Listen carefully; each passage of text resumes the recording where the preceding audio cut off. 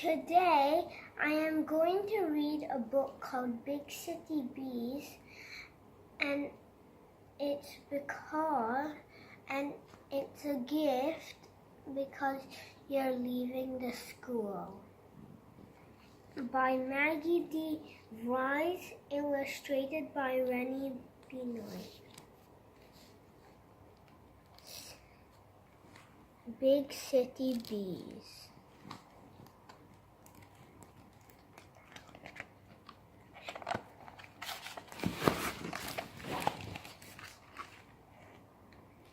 Big City Bees. The trees are greening, Sophie says. It must be planting time. Not for pumpkins, says Matthew. He looks at Grandpa. I'm pretty sure. Pumpkins need heat, real heat. And bees, pumpkins need bees. In the big community garden, Sophie and Matthew wait for planting time. While they wait, they watch for bees, watch with worry. We'll need bees to make the pumpkins grow, says Matthew. What if they don't come? Sophie glares at him. They will, she says. Of course they will. But she is worried too. Are there bees in the big city? Will they find the children's garden when it's time? Far from the garden,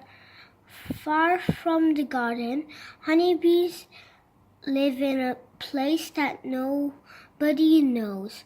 High in a hollow tree, deep in the city's biggest park, live thousands and thousands of bees. Hidden in the tree, worker bees are raising a new queen. If the old queen and the new queen meet, they will fight to the death. Instead, the old queen and half of her workers fly away out of the park straight into the big city. Far above a busy street, they hang from a branch, a softly buzzing ball. A scout search for just the right spot for their new home. At that very same day, Sophie and Matthew walk downtown with Grandpa. They are searching for big city bees. The city roars with life below the bees. Sophie and Matthew look up amazed. Above the bees, a hotel tower. The swarm has chosen its spot well. On the hotel's terrace, among beds of mint and lavender, are 4 hives of bees.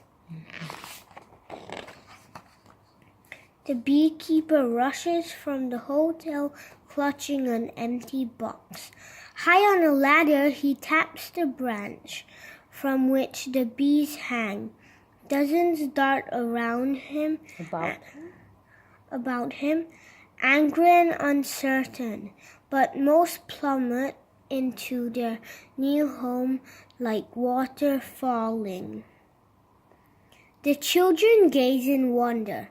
One day will these bees find their garden. The beekeeper's box forms the bottom of a new red hive. The box is for the queen.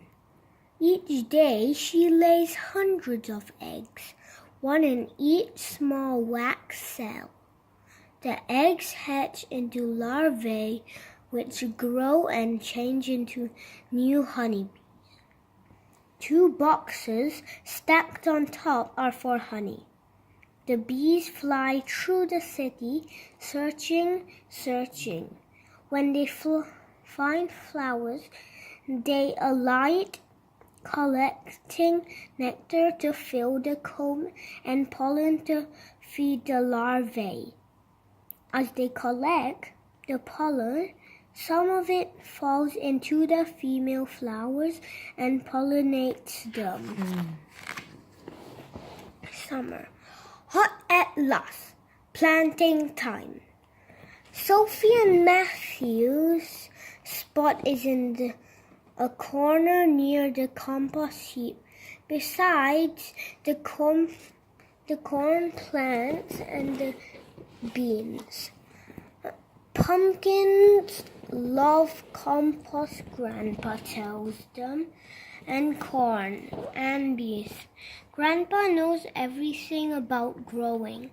Sophie and Matthew mix compost into the soil. They soak the ground. Together they mound the earth into a small hill.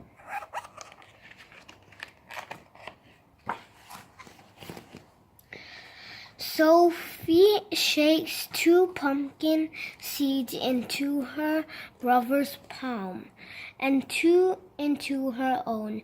They push each seed into the earth, add some water, and watch the sun beat down. On their way home, they see 3 bees buzzing around a blackberry bush. They're gathering honey, Matthew says. Not honey, nectar, Sophie replies. They're gathering pollen too. Look at that one. She's got pollen everywhere. Back at the hive, the store of honey grows. Foreigner bees return with bellies filled with nectar and on their hind legs, baskets packed with pollen inside their bodies. They turn the nectar into honey.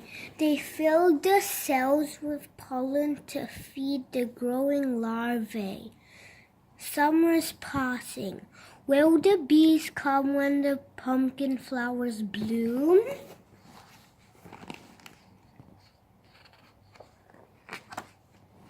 Look, Sophie says to Matthew. He looks, and there they are, tiny green shoots, 2 small leaves on each. The pumpkin plants are growing. They look like butterflies, Matthew says. 2 weeks later, the vines have spread. The leaves are big and round. Every day, Sophie and Matthew visit the garden to tend to their plants. And every day they look for bees. Sophie pulls inside a leaf. Matthew, she shouts, a flower! The buds are everywhere, tiny and new, golden, yellow and long thin stems. Grandpa looks. Those are the males, he said. The females will come out soon. He places the leaf back on top. They only bloom for 1 day, he adds, beginning at dawn. 2 days later, against the vine, more golden buds appear, resting on the bulbous hint of green pumpkins. The females are about to bloom. Without bees to pollinate them, the pumpkins will not grow. Will the bees come? Will they? Sophie and Matthew rise before the sun. They bundle up against the early morning chill and grab a pair of binoculars and a flashlight. Grandpa follows. The park is dark and still. Matthew lifts a massive leaf and shines the light on the pumpkin flowers. They are furrowed tight, beadless. The children settle down to wait. Sophie holds her knees close. "Come on, bees," she whispers. Minutes pass, half an hour. The sky grows light. Slowly, slowly, the petals unfurl. "Please come, bee," says Matthew. "Please." At last, in the same moment, they see it. One bee. A honeybee buzzes over to the closest flower. Breaths held, the children watch. And as if by magic, 4 more bees arrive. The flowers are huge, like goblets. The bees are frenzied, sipping nectar, gathering pollen, and out they crawl, first into the male flowers, then the females. Inside the female flowers, pollen brushing off the bees' bodies, fertilizing the plants. So the pumpkins can begin to form. Not much time is left. The female flowers will close up by noon. Sophie and Matthew watch as 2 of the honeybees fly away. The bees fly back along the railway tracks up to the mint and lavender terrace and into the big red hive. Bodies fat with pollen, bellies filled with nectar, they dance to tell the other bees exactly where flowers are.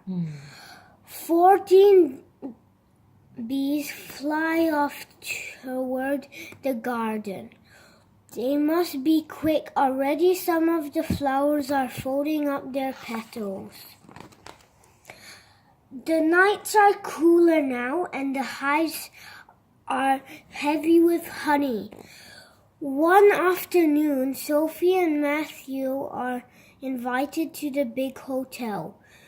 They watch as the keeper lifts a frame from a bee box and fits it into a tall silver tin.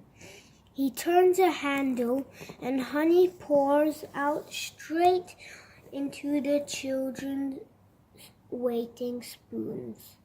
Sophie and Matthew look at one another.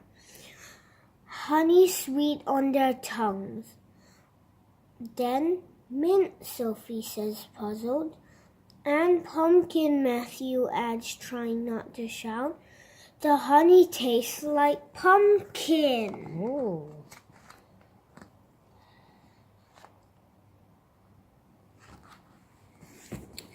At Halloween, 11 pumpkins are heavy on the vines. Sophie and Matthew pick the biggest, roundest pair for themselves. Frosty mornings, the jack-o'-lanterns collapse on the front step. In the garden, the children turn the dead plants into the earth, spread black soil over them, and dump the old pumpkins into the compost. On the terrace, the big red hive is quiet. The bees have nothing done their foraging. Next year, when the pumpkin plants bloom, will the bees come again? Will they pollinate the flowers so the children's pumpkins can grow? Will they? The end.